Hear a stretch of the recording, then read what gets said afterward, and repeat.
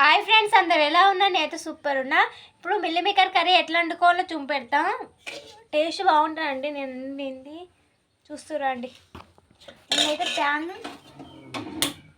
పోవాలి, కొంచెం మీరు వీట్ కావాలి. హీట్ అయినాక ఆయిల్ పోసుకోవాలి.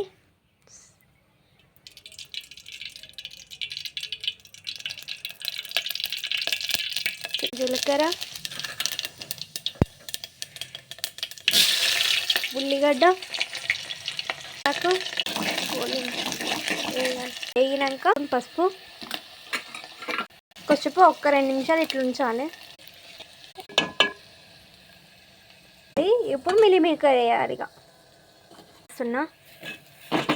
ఇది చిన్నవి కాబట్టి కట్ చేసుకుని అవసరం లేదండి. డైరెక్ట్ ఇట్లనే వేసుకుంటే చాలు. టేస్ట్ అయితే హైలైట్ ఉంటుంది.